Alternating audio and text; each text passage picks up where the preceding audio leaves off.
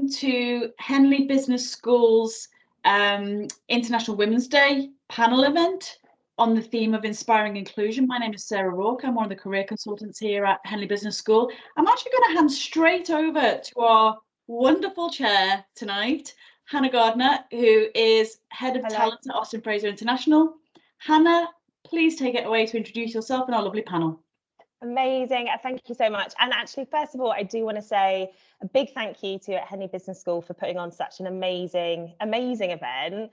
I think we have just an incredible panel today. And, you know, from our perspective, you know, the opportunity to be able to inspire you through our experiences and give really actionable takeaways actually is something that we're really hoping to do. So if there's one thing that we can do today, which is inspire you, to go forth and build confidence and self-efficacy and, you know, really advance in your future careers.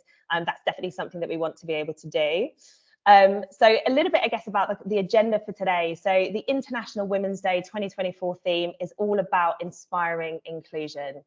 So as I said, we have an amazing panel today that's going to be able to share experiences. And actually within that, we've got some really brilliant, I guess, themes that we want to be able to talk about. So things like women empowerment, so sharing, you know, the importance of allyship, sponsorship, advocacy, and mentorship.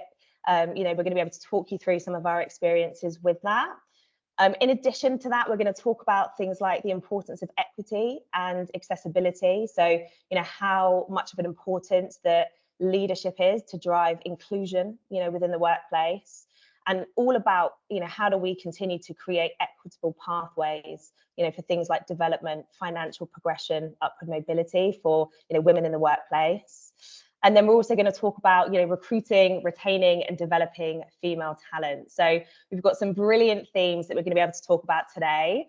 But first, we definitely want to be able to introduce our amazing panel.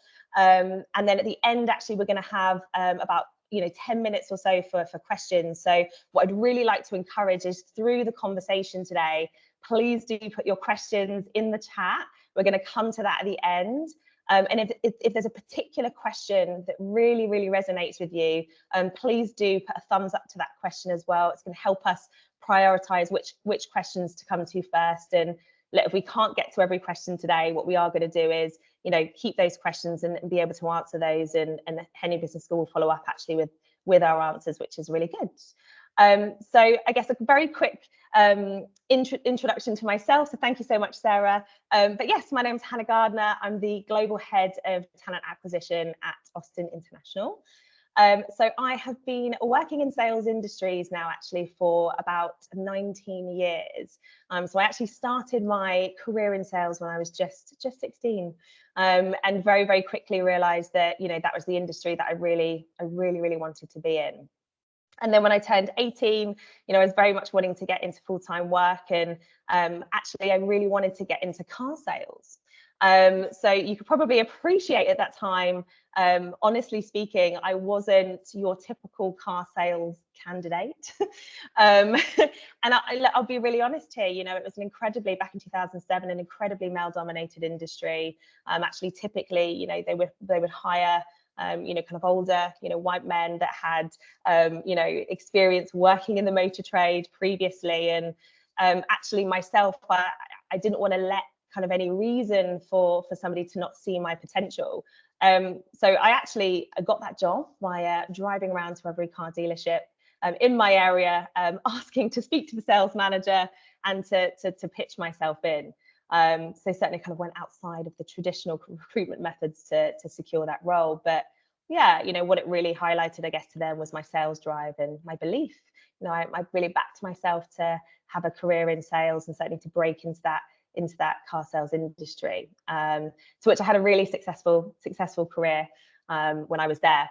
And then when I turned 20, my life changed forever. I had my son, Jack.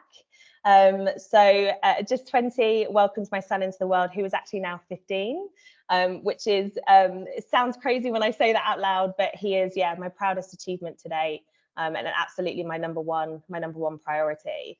And actually, you know, I think there was a lot in that, kind of coming back off maternity leave, I had to, really consider my next step. And I realized quite quickly I wasn't going to be able to kind of move back into a full-time sales role. I moved into a more of an administrative role for a number of years, so I could make sure that, I could spend that time with Jack, stay within the motor trade. But yes, and I think for me, as soon as I could get back into a full-time role, that's what I kind of, wanted to do, back into sales. But it did take me a little bit of a while to kind of break back into sales, actually, I think, with my experience kind of being in admin. But I was then referred into a business that enabled me to get back into a sales role. And then I guess through that, I've had a number of different experiences. I co-founded a business. I've worked in recruitment, and I've now really found my place. I've really found my place within talent acquisition.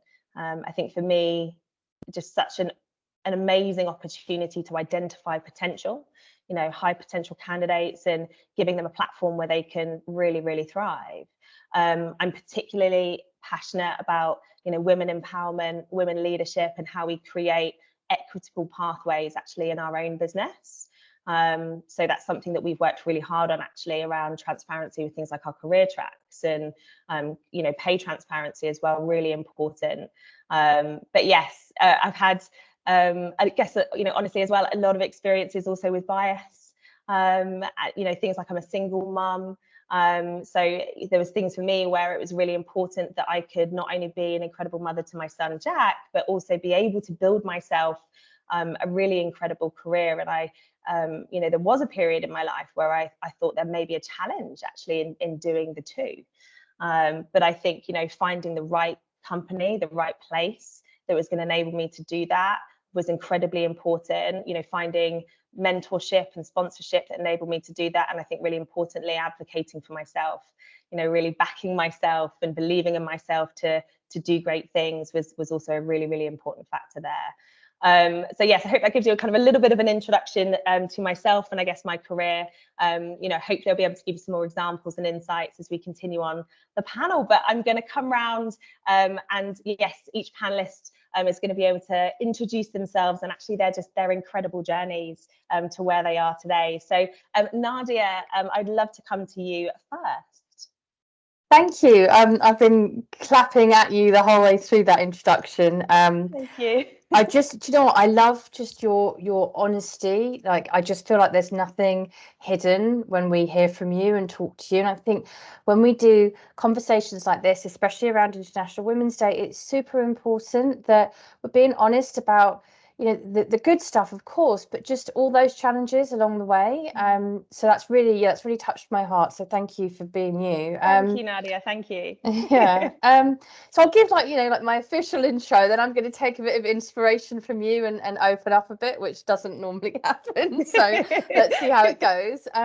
But yeah, my official job title is Chief Customer Officer of a recruitment company called Harrington Starr.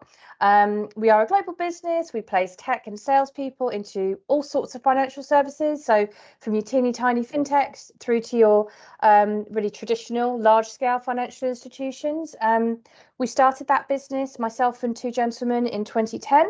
And now the company is 66 people strong across London, Belfast and New York. So really proud of, what we're trying to do there. And within my career of 19 years worth of recruitment, which I can't believe it already is, I feel like I've really tried to drive forward inclusion in the sector that I can affect. And I think that journey has been quite a wild one. So I'm now a podcast host to a podcast called FinTech's DEI Discussions.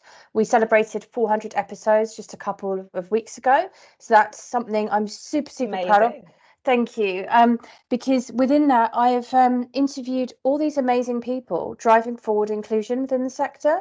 And I've really been working hard on representation, visibility, awareness, stuff that we will talk more about later on. I turned the first 100 of those pods into a book, which was called FinTech Women Walk the Talk, moving the needle for gender equality in the workplace.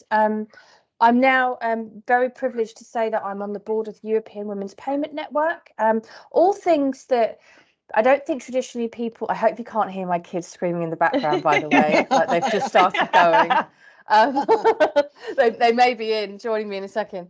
But like all these things that I don't think people traditionally thought a recruiter would be involved in, but I'm really passionate about, if you're gonna advocate for people, give people a chance to get jobs, well let's make this industry a better place for them, Yeah. So I've always been, committed to driving diversity and inclusion. But for me, my journey and the big pivot, which I think is very important to share, is that I realised when we started up Harrington Star in 2010, I looked around and it was me and two gents in a very tiny, it was before WeWorks was a thing, in Waterloo. And I looked around and I thought, well, who's going to drive the change? Like, I can't sit here and just say, it's rubbish for women in my sector. Someone needs to make that change happen. And it was a real, eye opener for me that I realised it was me. I was that person. And I think, my entire career to that point, I hadn't had the confidence to go, I'm going to give this a go. And I think that's a really important thing. I remember thinking, who am I waiting for? They're not coming. Like, what do we need to do? So I've got two kids, a 2 and a 3-year-old, so I'm exhausted. But and it was World Book Day today, so I had to get them both dressed up. Yes, I saw that. Lots of lovely pictures. But I want to make the world a better place for them and for all of us. So that's my intro. Just amazing, and just all of the things that you're really championing there, within your business and actually outside of that, I think is amazing. And I really feel that we've got to champion that change, and it certainly sounds like you're leading the way with that, which is just incredible. And I hear you to hopefully reassure you those you will get sleep back soon. Especially at 15, it's actually getting them out of bed. That's the challenge. Thank you so much, Nadia. I mean, an incredible story, and I can't wait to hear more from you in today's discussion. So next, I'd love to be able to come to Christina. Hi, and thank you so much for having me today, Hannah. So my name is Christina Taylor. I am German. I live in the UK. I've been here for about 6 years.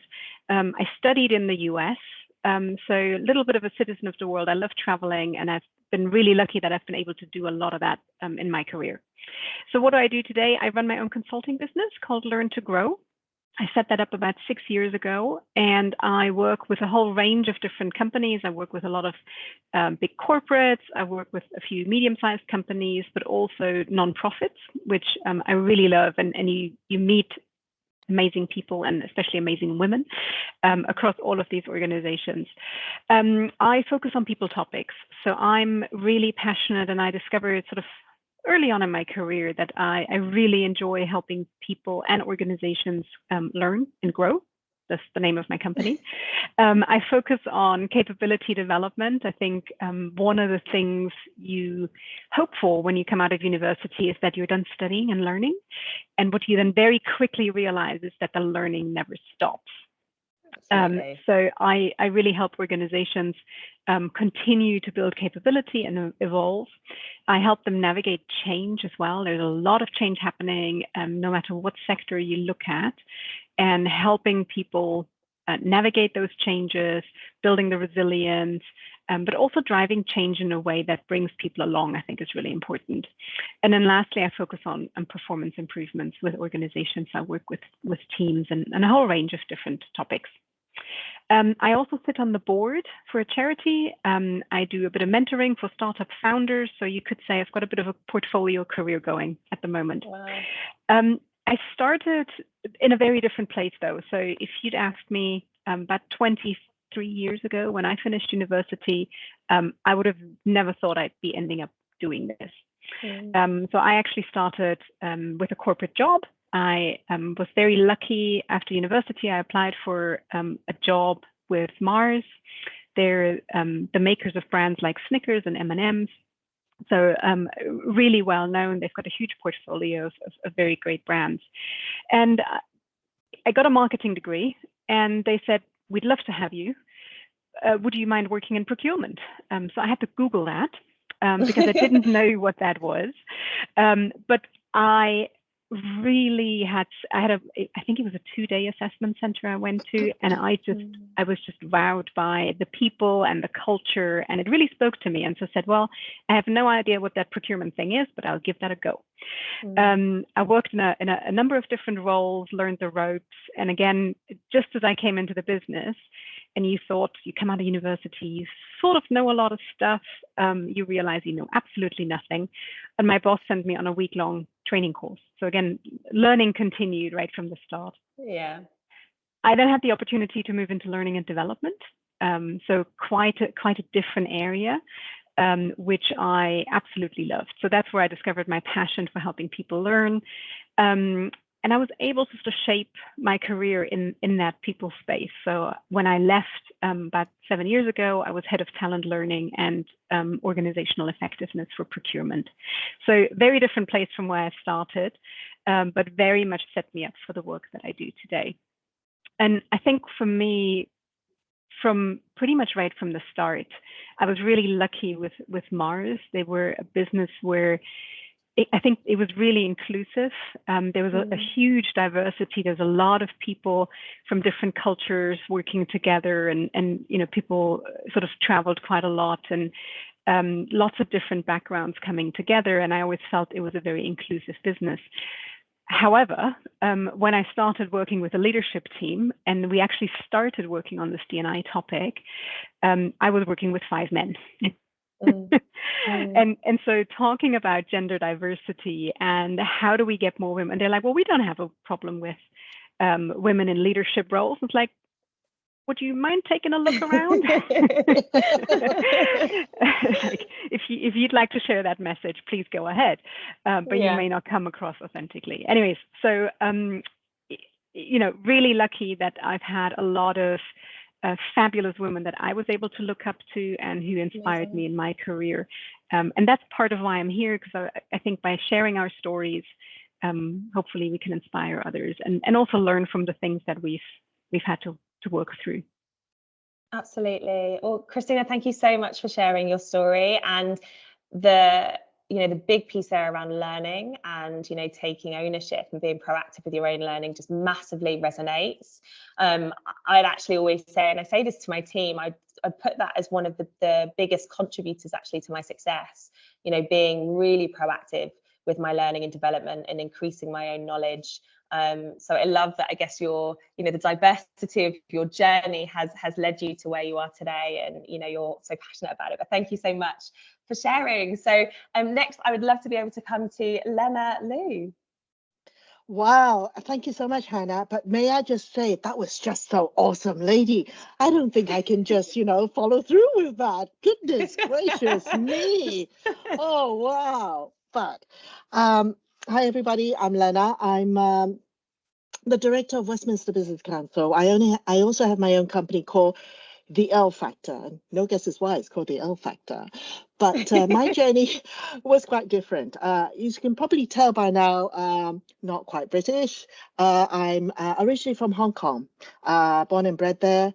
Very traditional family. So you know how it is with Asian families, you either become a doctor, a solicitor, a professional sort of entity. And I was fortunate enough, I was in banking, and I did love my job. I dealt with high net worth people with looking at their investment and portfolio, etc. And I was good at it. And then I also wanted to do more. So I had a lot of professional services experience. I was in insurance, reinsurance, brokering agency. I even managed a factory in China overseeing 1,000 workers. And the worst part of it, that was about 18 odd years ago. You had Splatoon everywhere, and you had to sort of say, no, not going to work. You're going to have people coming in, ensuring things like that. But I'm proud to say it was changing that culture, ensuring that the overseas visitor coming along saw a really tight factory that did its thing. We didn't have any child laborers or anything. We were really professional. And I was able to work on trademark products. Trademark products meaning, I don't know, Snoopy and, all those sort of great characters. And I loved what I did. Anyway, but my was married, happily married, and I had a little girl, a daughter, which I'm super proud of. But at that sort of time, she wasn't excelling in school. She, the teachers was focusing on the wrong students who need a lot more help. So she was twiddling her thumb, etc., etc. So being not deterred by that, I came, and we both had British passport, and then I got divorced by that time, and I came to UK, and I kid you not, I looked for schools from Scotland, Edinburgh, Birmingham, Manchester, down to London, down to Torquay, sort of like north, south, east, and west. Finally found 3 schools that we were put on the waiting list. One in Edinburgh, one in London, a very nice small school, and one in down in I think it was Cardiff or Torquay. And then one of them in London, middle of August, came back to me and said, look, we love your child. She passed all the exam, lovely girl. The teachers loved her. We know we put her on the waiting list, but we've managed now to find a place for her. The only consensus was she needs to be registered and in school by September. So ladies, 2 weeks. I quit my job, sold my flat, had to relocate it to UK. I came to London, no job, no flat. I didn't even have a social network. And secretly, I didn't even have a national insurance. I do have one now, just to ensure I'm not illegal. I have one now. But my daughters was in school. So that was all fine. And then it was readjusting, understanding a different way of life. Things like, why in the heck do you need to pay to watch TV? How does that work? You have to get a license? We don't do that over there. Little things like that people take for granted. Actually, it's very different in another country, etc. And then thinking, okay, I've got such a brilliant background experience. I have no problem finding a job. How wrong was I? I went into all the financial sectors. I came down to the last 2 candidates, and I never got the job because of one main factor. I didn't have the London experience. At those times, I kind of think, what the heck is an London experience mean? Aren't you international? It's probably the way of work, the lunch, or I don't know, probably drinking at lunchtime that I didn't get in that sense. Jokes aside, not deterred by that, I restarted my career. I started from scratch. Wow. I went into consulting, and then I went into headhunting. And the highlight of that was I brought 15 global CEO to Beijing, China, to talk about how to do business there. I loved it. So much so, I started my network then. One of the CEO came back and said, are you enjoying your work? You look bored. Oh, no. I'm loving my work. Really hard at it. Okay, I think you need to speak to a friend. So I went and spoke to a friend. What I thought was a 20-minute coffee conversation turned out to be 2.5 hours of funding, stakeholder management, acceleration. How do you manage all these marketing strategy, etc. Ladies, if you call falling in love, well, I fell deep down the rabbit hole in love with nurturing of businesses and how it grew. So I had the corporate background, but I love the element of being that go-getter, etc. So grew the businesses from 2 to 28 people within a matter of 8 months, sold the businesses in 2 years. Loved it. I was running around like a headless chicken, but I really loved it. And then very much in love with tech, etc. Long story short, today, L Factor is all about business mentoring. I help non-executive director grow their portfolio. I've met a lot of male and female non-executive director, extremely talented, really awesome. Some of them way above me.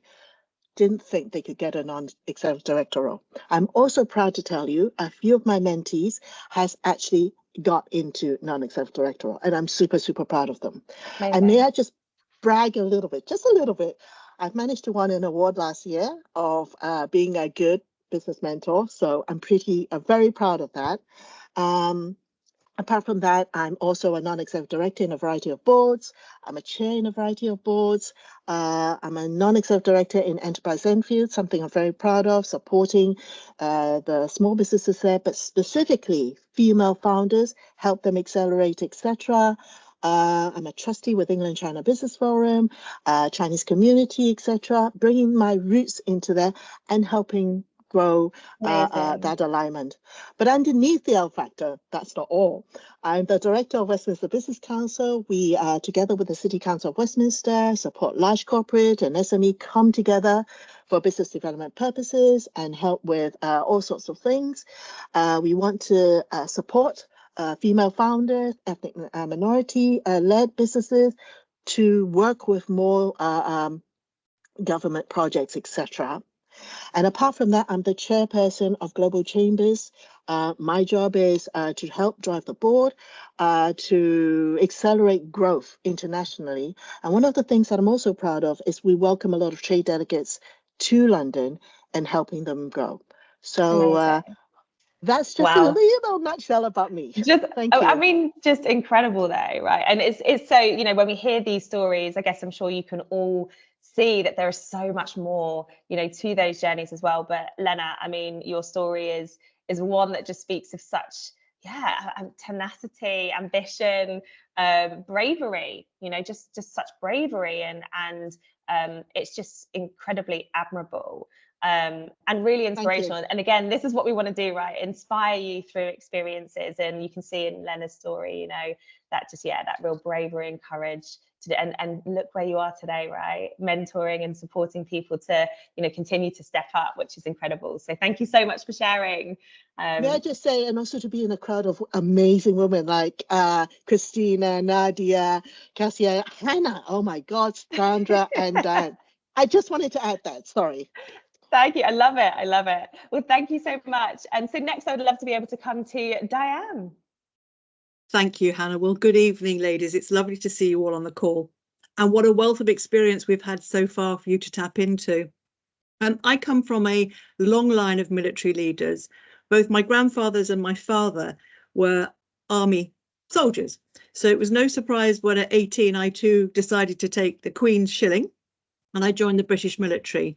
But unusually for that time, women were greatly underrepresented in the British Armed Forces. And not only did I join the Officer Corps, but I chose to join the Royal Engineers. So I was the first female Royal Engineer in the British Army, which I'm very proud about because I think I broke down some of the barriers and led the way for other women to follow me. I was really, really super proud of that. Can you imagine a young 18-year-old girl leading 60 men ranging in age from 20 to 40 on various combat engineering missions around the world, such as minefield breaching, anti-personnel minefield breaching in Angola, as an example? Well, initially, the men really didn't know how to handle me. Really did not know. And I can tell you, for example, that in that stage in the British Army, boot sizes were not size 5. So I struggled with my uniform. I had to have it specially tailored. And physically, it was quite a demanding role.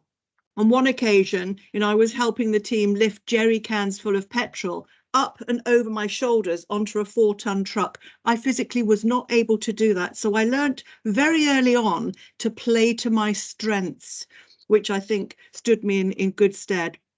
Well, I served for 12 years in a role all around the world that I absolutely loved. But in those days, I'm not giving anything away, but this bird's pretty old. In those days, one had to leave the army if you were pregnant. And so I left the army at 7 months pregnant because I wanted to start a family. So I left to have children. So therefore, joined Sibley Street. I fell into learning and development. It wasn't by choice, it was by chance. It was not planned. But as a working mum, I too experienced a lot of the barriers, challenging stereotypes, didn't want to network after work, having a drink, wanted to go home to be with my family. You know, that work-life balance in those days was very tough. I think it's still tough for working mums. We juggle so very much. But I was very fortunate because although my second career was chance, not choice, I still managed to succeed. I worked up through learning and development ranks in various corporates and became head of learning and talent development for big organisations, FTSE companies such as the National Australia Bank. Then I moved on to be head of learning for the Corporate Bank of Royal Bank of Scotland. Then I moved on to be head of firm-wide learning and leadership and exec development for Deloitte, and latterly head of learning and talent development for KPMG. So significant experience in banking, insurance and professional services, and saw at every stage women sometimes marginalised intentionally, other times actually not intentionally, but it happens. And I guess the question I always had to ask myself was, how can I extend the hand of friendship and guide those other ladies in the organisation to be the best that they can be, and to sort of, you know, give them the tools and techniques for them to succeed. And one of the things I certainly was very proud of with my team, who comprised mothers, full-time working mothers, part-time working mothers, mothers with disabled children, at the other end of the spectrum, women with caring responsibilities, women going through the menopause and having brain fog, all of that. My mantra was, when we're very busy, ladies, good is good enough. You know, it's about good is good enough. So that stood me. So I've been very privileged to lead large teams and large budgets, and I've always worked to create environments where people can bring their authentic selves to work. I think that's very important for me, that's for sure. So I left the corporate world in October last year. I wanted to have a portfolio career.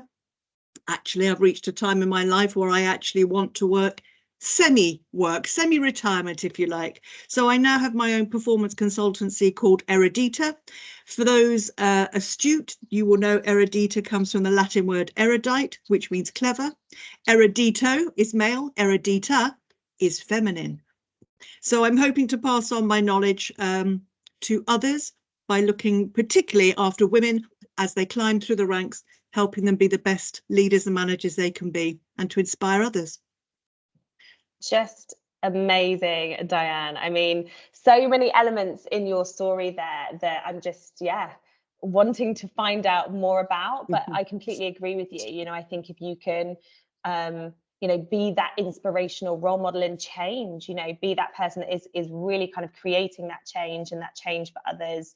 You know, I hear you as well with that good is good enough, right? And, you know, as working mothers, it can be really challenging, especially with some of those kind of stereotyping or, you know, feeling like we're missing out, actually. And so much of your story resonates, as I'm sure it does, with, you know, the rest of the panel and, you know, everyone attending. So next I'm going to come to Sandra, looking at time as well. We've got about 30 minutes left. So what I'd probably say is actually after the introductions and those kind of stories, actually through the journeys, there's a lot that actually I hope the audience is really taking away from, actually. And so I think one of the themes in particular is going to be a focus of around empowering women, which is what we're going to talk about afterwards. But Sandra, I would love to come to you next to share your story.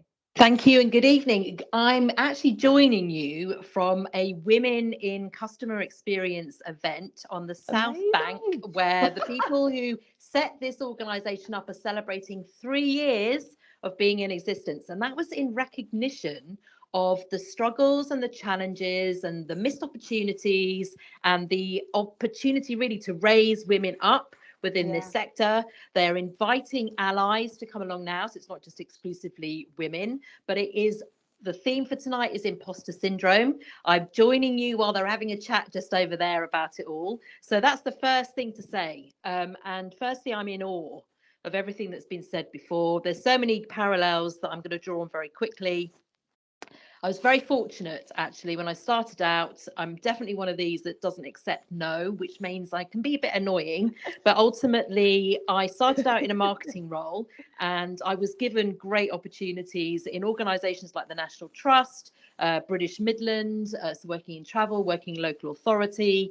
And I was able to learn. I did a master's while I was also working for Lee Valley Park, which is obviously the host of the Olympic Games. And at that point, when I did my master's, I was introduced to this idea of emotional intelligence. And really, that's the thing I want to bring to this group, is the point that emotional intelligence as a skill can help all of us be more inclusive, because it enables us to think about the emotions we're feeling and be able to help us relate to people in an empathetic way. So I did a master's degree, I carried on working for organisations, and then I was made redundant. 2 ways to go that way. Yes, I'm going to go out to my network, and I was utterly amazed by the response of the people who I'd worked with before. I found an opportunity, and I started the week after I left Macmillan to start my own business. That's 14 years ago, ladies and gentlemen. I started my business then. I work in customer experience and employee experience. And I think the thing for me is that as the first emotional intelligence coach by Goleman. So Goleman is the chap who wrote the book about 26 years ago about emotional intelligence being more important than IQ in work. I've had all sorts of doors open for me. But it was interesting when I was listening to a couple of the stories there. And the reason why I am so passionate about what I do, both in employee and customer experience, is because the coaching I do helps people, men and women, overcome some of the biases, some of the blockers that they experience, because I've been there. I was the youngest sales and marketing director at the age of 26, middle-aged gentleman, blue shirts, didn't know what to do with me. And it was trustees that brought me in. And I don't want that to happen to anyone, male or female, young or old, ever again. So here we are right now. I've done some lecturing, I've done some coaching, I've quit my job at one point and went traveling around the world on my own, and was met with incredible warmth in so many different cultures. And so I guess my message tonight is emotional intelligence is an incredible skill for inclusion, and keep asking, because someone's door will open.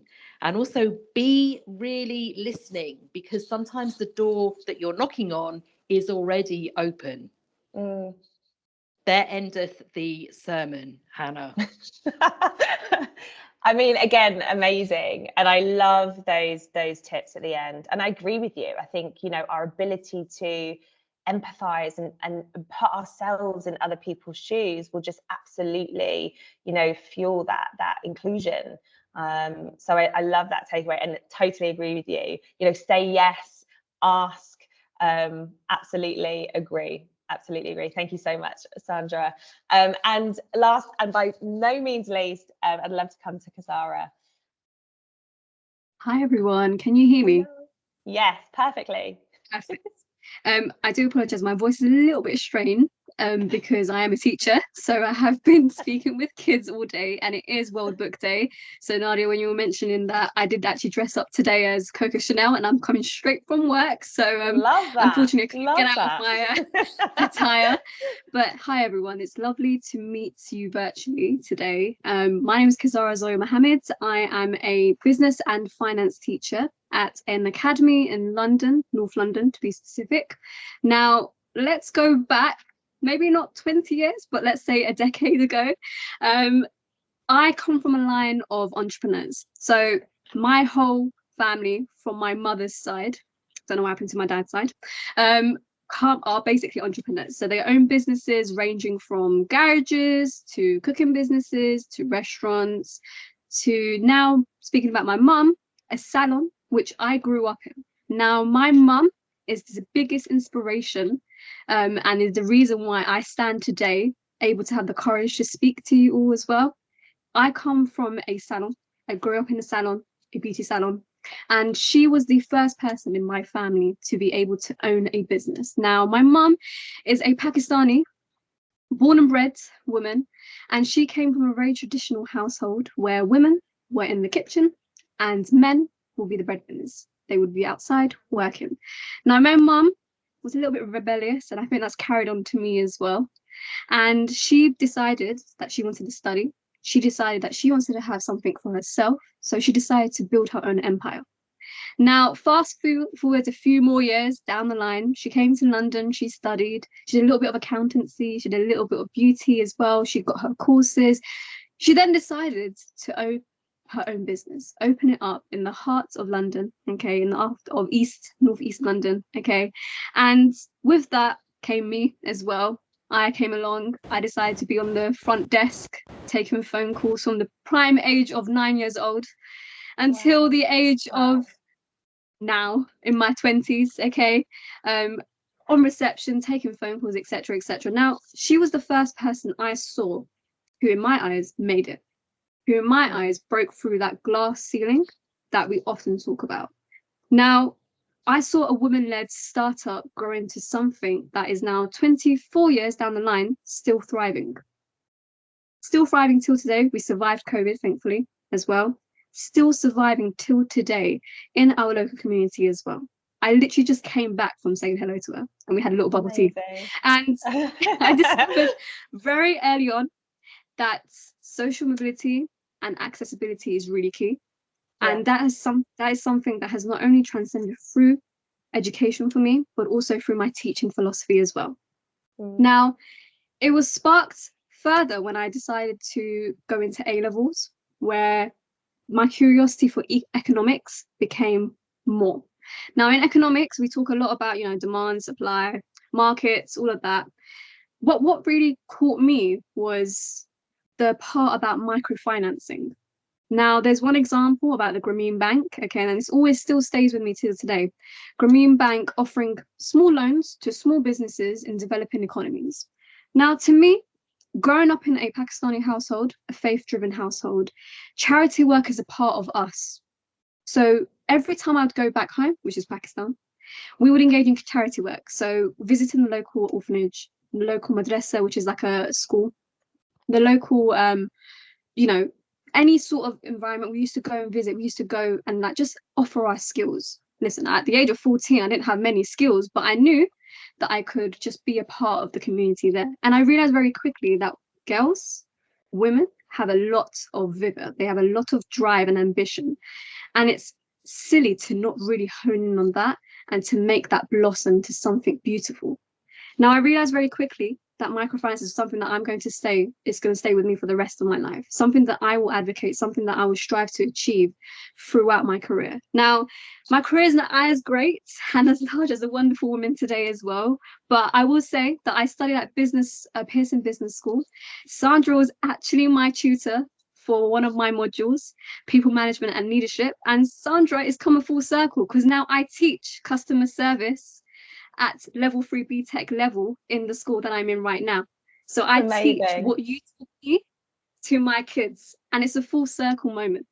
Now, in my degree, I got to apply a lot of my knowledge in a practical sense. What I mean by that is I could not sit still. So I had to work with companies to then apply my knowledge in a practical way. So it's work-based learning.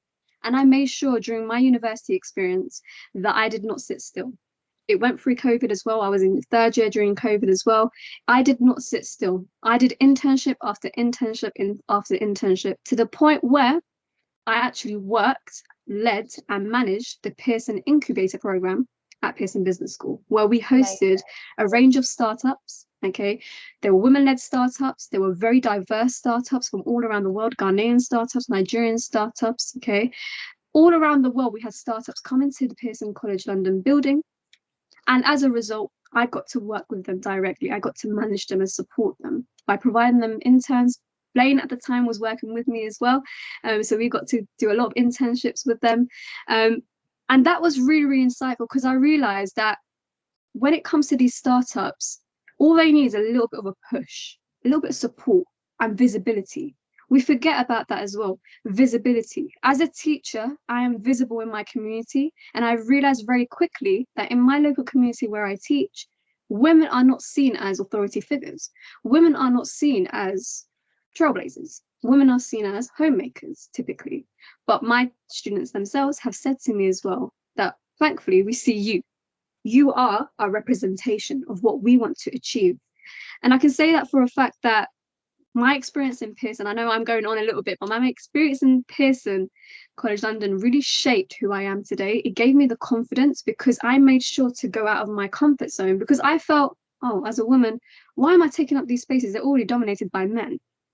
or male figures. But I realized very quickly, well, they're dominated by men. So who's to say I can't be a part of the same group? Who's to say I can't be in that same space as well? And this is where the imposter syndrome kicked in as well. And I very quickly realized that, you know what, I can do this. To be honest with you, I can probably do this better as well. And it got to a point that almost every team that I worked in, when I was working with Bubble, when I was working with Pearson College London, I was the only woman. To make it even more niche, I was the only brown woman as well. Now, what I learned from that is sometimes it's good to push yourselves. Sometimes it's good to see a challenge as something that can really, really build you and make you better. Okay. And I realized very quickly that I need to continue that momentum as well. Now, fast forwards, there's one statement I kind of want to leave with you guys if we have enough time, is that for me, accessibility should be the standard. It should never, ever be the afterthought. And I realized very quickly that's within business, and I mean accessibility from disabilities all the way to gender, to demographics, to race, whatever it is, and equity. Absolutely. Accessibility should be at the forefront.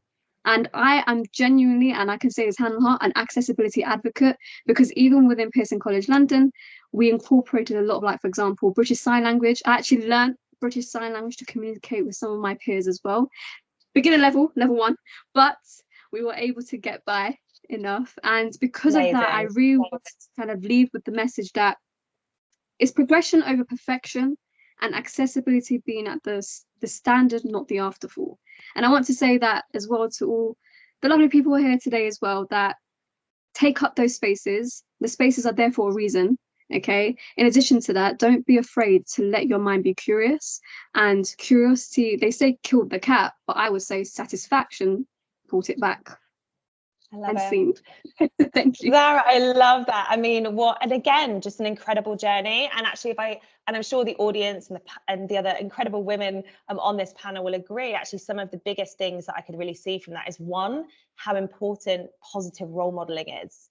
So having, positive role models, also role models that break the mold, right? And people, it's kind of that sentiment that they sometimes say from a children's perspective, children can't be what they can't see. So being able to kind of have positive role model, being that role model. I mean, Sandra, for you as well, to kind of see that full circle, moment as well with Kazara, that bit of, you would have been that role model that you were kind of, following, and that's really, supported you, I guess, in your career. And what an amazing thing actually to be able to share and, here today. I completely agree with you also around being curious and looking and going, actually, that could be me. So again, I mean, if we look at, I guess, time, I definitely want to give some time for some questions. So actually what I'd like to be able to do and kind of leave on, across the panel is, like, what would you give as your biggest tip? If you were to kind of choose one, which I know will be really hard because there's many things that we can share. But if you were to say one thing, your biggest tip to the audience today is a takeaway, what would that be?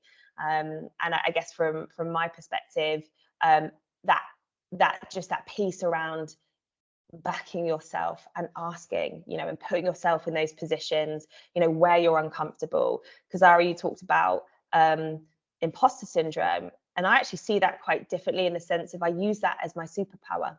Actually, I use it in a way that really propels me forward. I embrace it. I completely embrace it. So I think my biggest tip really, would be around advocating for yourself, the importance of really talking openly about your achievements, the things that you're proud of, bringing it to the table, really, really, really important. And to not stand, Sandra, to your point, not accepting no, bring it. Even things like, when I used to do meetings with my manager, I would be leading that. I'd be leading that meeting, and I would be setting that agenda, and I'd be bringing things and pushing things forward. So believe in yourself. Self-efficacy is so important. Nurture that. And yeah, I think, talk about your achievements and advocate for yourself. That would be my biggest tip. And it's not arrogance. Yes, Lena. Hannah, so sorry, Hannah. I didn't mean to interrupt you. No, not at all. There's one thing I really wanted to share with the audience. all of the ladies here, they've gone through a journey, and it's just so amazing. And you see today how wonderful Diane, Sandra, Nadia, and all the great ladies here they've done. But can I just add one thing? When I relocated, when I came here, I made a lot of mistakes. I failed miserably in some stuff, and I trusted the wrong people, having do that. But you know what? It's all right. I'm here today. I'm able to share the screen with these awesome ladies. They've gone through a variety of journeys, etc. And that's what makes me today. Can I just share? I am known to be a professional nosy Parker. I love nosing around, learning about people and their businesses, and I'm good at it, by the way. But I know that in order to be me, to be able to have that confidence to say something like this, it wasn't easy because I've made a lot of mistakes to get here. But it's all right to do that. And just know that, even though you say the wrong thing, you've done something wrong, it's all right. Learn from it. And then, be what Hannah just said, the advocate for other female who's coming up, who's probably sort of scared and sort of said, oh gosh, can I do it? And yeah, they can. It's not easy. It's hard. And they will make mistakes, and some of them fail in some things, but it's all right. You can pick it up and you can carry on. And you'll have a lot of supporters. I, for one, will definitely want to support you. I love that, Lena, and I agree with you. Like, not fearing failure. Failure is foundations of success. Failure is critical for success. So love that. Sandra. So there's a question that I invite the people that I coach to use. And the question is, how true is it? We very often get caught up in our mind, well, this will happen and that will happen and they're doing this and blah, blah, blah, blah, blah. I just invite anyone who's listening to this call now or a recording of it to just take a moment of quiet and to ask the question, how true is it? Because we are challenged. There are times when we lose our nerve. There are times when we don't think we're capable of doing something or we won't do it right. Research says that men don't have that worry, which is why they are more bold and more courageous, and they don't fear it. Now, whatever, I don't know when that study was written, but my invitation to everyone is to ask yourself, how true is it? Because what you'll find is the stuff in your head is not the truth, which is why there's no excuse, just crack on. Absolutely love that, Sandra. Love it. Diane. I'd love to build on that, because Sandra, she is so right. I love that, because often when I'm coaching, people will say to me, ladies mostly, I'm not confident enough. Confidence happens after the event. You feel confident after the event. You step into your courage. So for me, I'm great one for mantras. What kept me going at 19 and 20, leading these 60 troops all over the world, huge imposter syndrome, at the back of my mind was this: if it's to be, it's up to me. So get out there and, if it's to be, it's up to me. And that kept me going. So I offer that to everyone on the call who needs just that little bit of support. Do you know what I just love in what you said, stepping into that confidence? Confidence happens afterwards. I mean, what a beautiful reminder. And yeah, put yourself outside of that comfort zone, and failure is part of the journey, is part of the journey to success. I just love that, Diane. And Christina, I'd love to be able to come to you as well. That kind of one bit of kind of final advice that you would give to the audience today. Yeah, I think my build is completely agree with everything that was said. I think there's also an element, don't be afraid to ask for help. Yes. And have a personal board. So I have, and stepping out to do your own thing, changing jobs, going for promotion, whatever it is, can be scary and can be tough. And we all have our wobbles. But I have people I call my chief confidence building officers, who are the people in those moments when I have that wobble, who you can remind me of my strengths and that I can do it, and give me that pep talk or the kick up the butt that I need to go and do that, right? And I think it's really important that we all have those people in our network that we know are gonna tell us the truth. They're going to believe in us no matter what, and they have our backs. Absolutely love that. And I also agree with you. I found a network of amazing women actually outside of my company, and who are also in competitors of my business. And we are there building. Actually, that bit for me is going, you know, previously where we were almost pitched against each other in competing businesses, but actually we've come together and we have a round table. We meet every single month and we lift each other up. So I could not agree with you more on that. Find that network, your chief confidence builders. Absolutely love that. So thank you so much, Christina. And Nadia, I'd also love to come to you, that kind of one bit of advice that you'd really want to give to the audience today. Yeah, 100%, just to back up what's been said. All I would say is write down evidence, examples, and case studies of your experiences and your achievements. Because there's been so many times in my career, I've left a meeting room, I've left a pitch, I've left that really important conversation with someone who's going to choose who's going to lead the project. And you know what? In my mind, I just didn't have the evidence of all the stuff I've done. So I didn't equip myself properly to really advocate for myself. So a while ago, I started putting into a folder in my inbox all the things that I'm proud of. Doesn't mean that they have to be the big, headline achievements, but I changed someone's mind today for the better. I put somebody forward today. This happened, that happened. And, you've got to remind yourself. And then it takes it away from, am I confident in myself or not? I've got this list of evidence. And the thing about the Chief Confidence Officer, which I absolutely love, I think it's all our responsibilities to think, I want to be the hype woman for somebody else. Who am I going to be a hype woman for? And if we all do that, we've all got a hype woman coming back to us. So love everyone's comments today. I love that as well, especially because it's so actionable, and it's something I say to my team as well. They all have positivity folders. So any little thing that happens, or I say little, but anything that happens, a win is a win.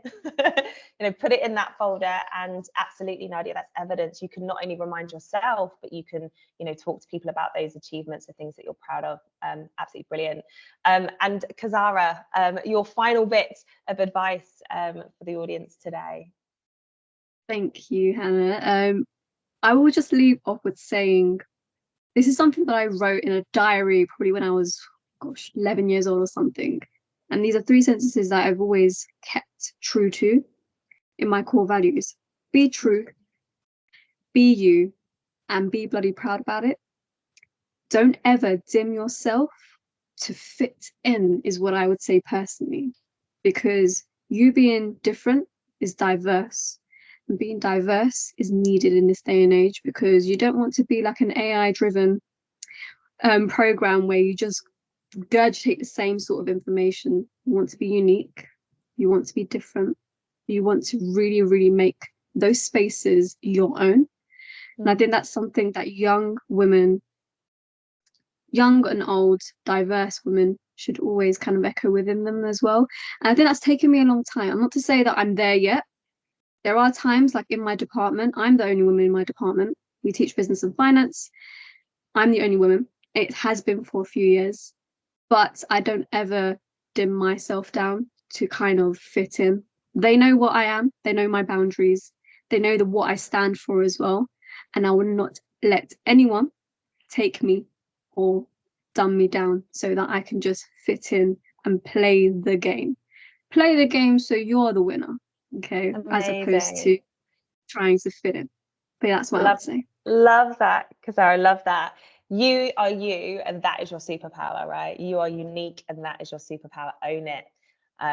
So love that. Well, I'm sure you can appreciate we've had just an incredible session today, some amazing stories from our panelists and some brilliant takeaways. And I really hope that you've all been able to take away some really key things in today's session. Appreciate we're nearly pretty much coming to time, so we'll probably only have time for just a few questions. So Sarah, do we have any questions actually that has come in from the audience that we'd like to focus on?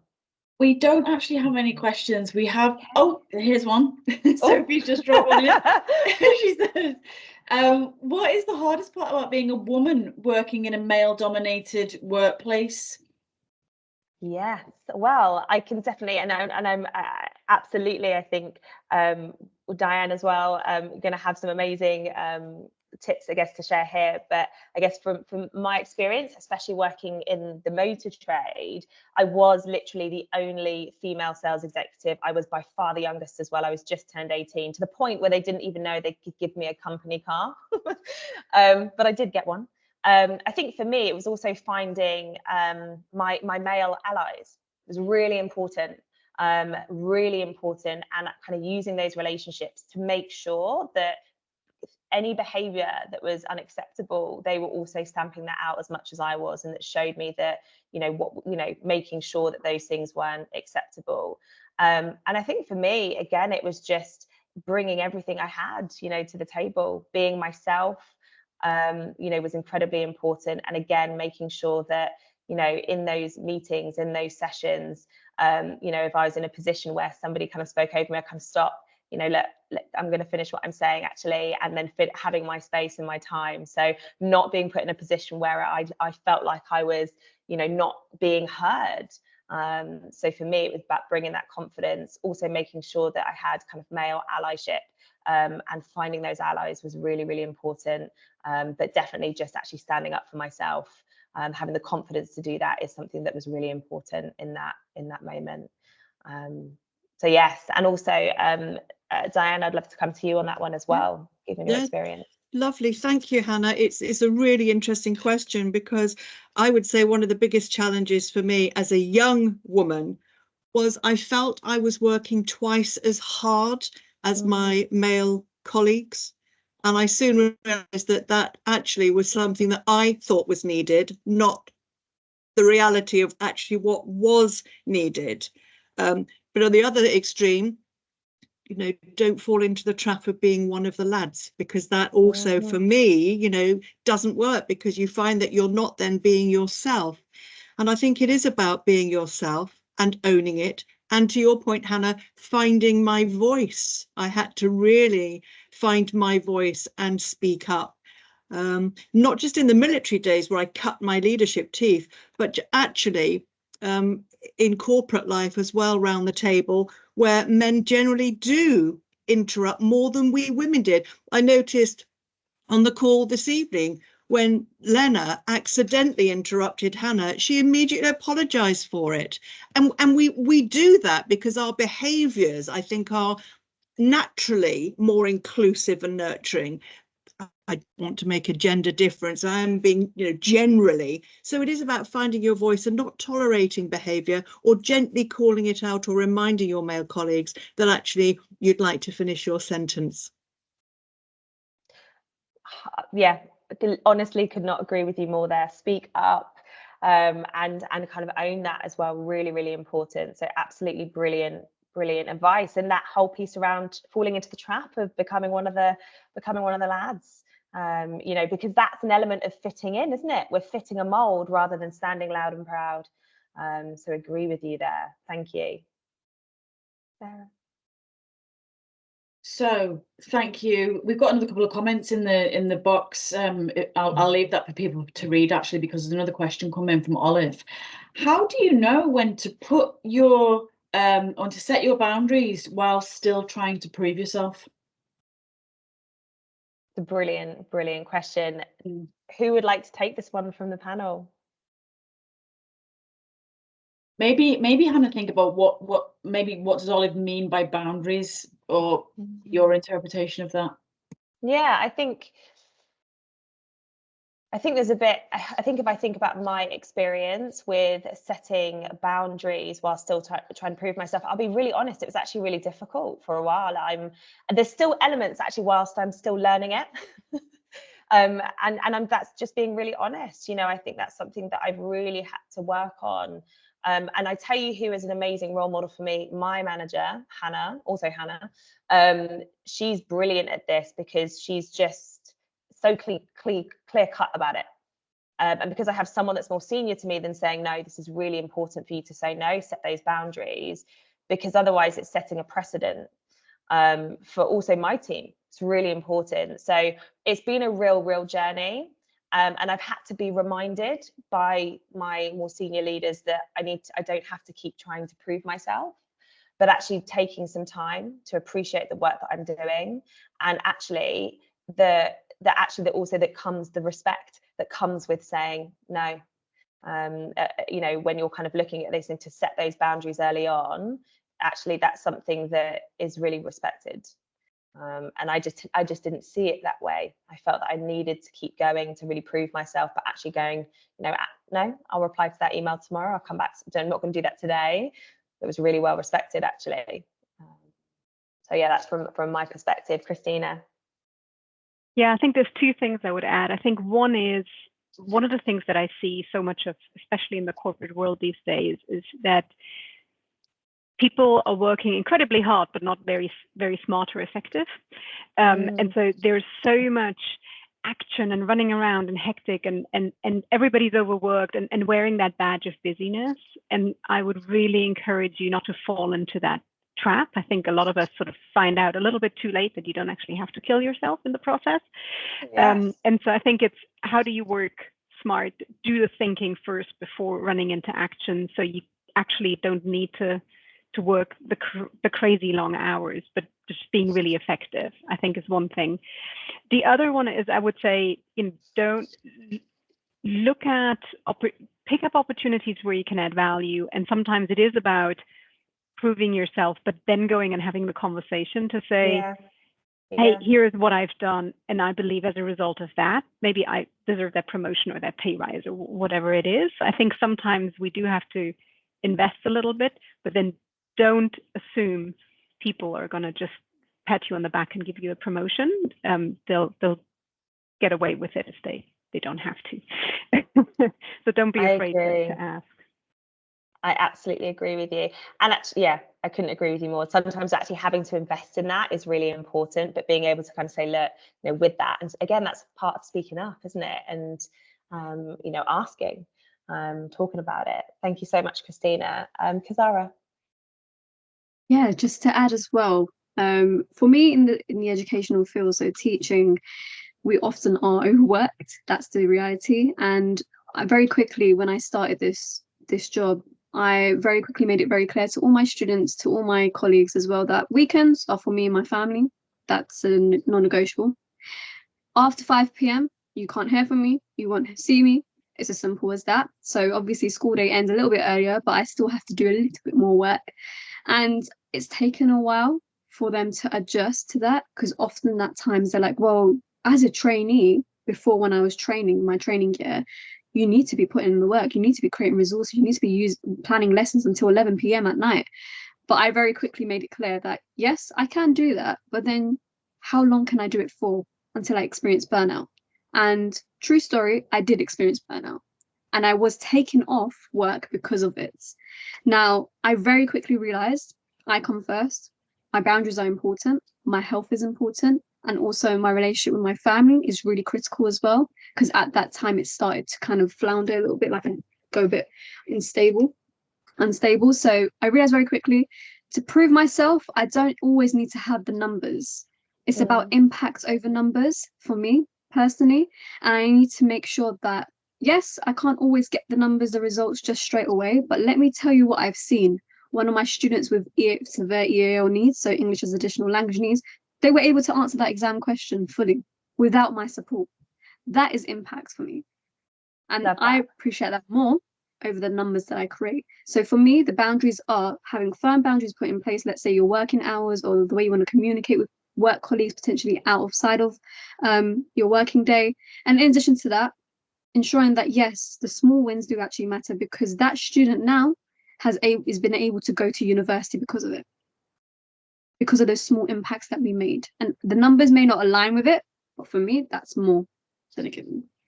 Yeah. So I don't need to prove myself. 100%. And I think definitely in just also having open conversations about your boundaries, you know, and, you know, having those conversations and sharing, you know, also your expectations and what you also want to deliver. You know, having open conversations in business is incredibly important. It's relationships as well. So love that. Thank you.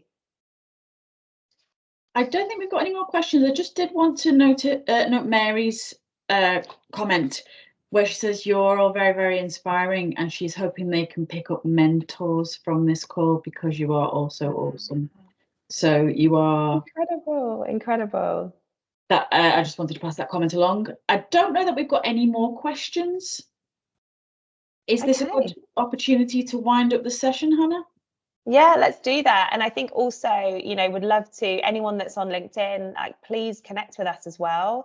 I think, a lot of us are very visible on that platform, and, whether that's sharing value, sharing advice, please do connect with us, because I think actually, if you've had lots of takeaways from today, if things resonate, we're still going to talk about this stuff actually continuously. It's really important that we do so. So please do connect with us on LinkedIn. And yeah, if you have more questions, don't hesitate to drop us a message. Ask. So yes, thank you, Sarah. We have one more question. Do we have time? Yes. We'll make this the last one. Yeah, cool. We've got to respect our panelists' time. So, but this is a great conversation. So this is a great question. How can you ensure your pay is fair, respective to your male colleagues, says Sophie? Transparency. I mean, I think businesses have to aspire to do that. It's one of the bigger things that we really worked on actually as a business. So if you look at our career tracks, across our sales teams, which is predominantly, the roles that we recruit for in our business, they are all interactive. You can click on every single role, you can see the salary, you can see the commission structure. So I think, transparency is incredibly important when it comes to salary. And actually getting that balance and that equity, that equality across that those two. So that's, for me, simple transparency. We need to be open about it. Who else would like to contribute to that actually from the panel? Anything that you would say we can do, Kazara? Just quickly, negotiate. Don't be afraid to use your voice. That's one thing that I was taught. I'm still learning how to do that and speak up for myself and ask for higher pay potentially, because in my line, it's not really a conversation that is very open. But having said that, I'm still able to kind of, when I negotiate, I always go for the higher end, maybe add a few extra numbers there, but then I always do so. And if it's a no, it's a no. It's not the end of the world. I take that on the chin and we move forward with that. But just speak up for yourself, negotiate, and make sure, like I said, with those boundaries, you have them firm in place, because it's likely that with the extra pay comes extra responsibility. But I can only speak for the educational field from my experience. Yeah, and I would also say, when having those conversations, whether it's with recruiters or companies around salary, I mean, my hope is that, companies are putting those salaries on those job adverts. I'm a massive advocate of that. So again, transparency around salaries on job adverts. When you're having those conversations, I have experienced it where people will say a salary and they go, but I'm happy to drop that. And I'm like, no, tell me what you need, what you expect. Don't go backwards on that, and go, well, I'm happy to take a cut. I'm happy to go lower. For me, I'm going, no, ask. Tell me what you need. It's important. This is what I can get you, and I'll advocate for more. So that's another thing for me from a recruiting perspective, really important. Can I just add to that? Oh, I'm sorry, Hannah. I'm interrupting you again. You are not at all. You are not at all. I was going to say, please, someone else share. So, Lena, you're not interrupting me at all. Please do. Also, one tip is do your research. If it's a specific position, a specific sector, etc., you'll find a lot of information about those sort of positions on the internet already. So you have an idea, if I were going to X role, it would be this amount. Whether it's for male or female, I don't think there'll be any sort of thing. What you are aiming for is the appropriate pay that you deserve. So don't, like Hannah say, don't cut or anything, but also do your research. If that's role, what are the salary that you should be aiming for? Check out all these great sites like, I don't know, Glassdoor, etc., recruitment sites. They really give you really rich information about what you should be doing in those roles, and also the salary element. So a bit of research always helps. Yes, and Christina, I've seen your comment, know your worth.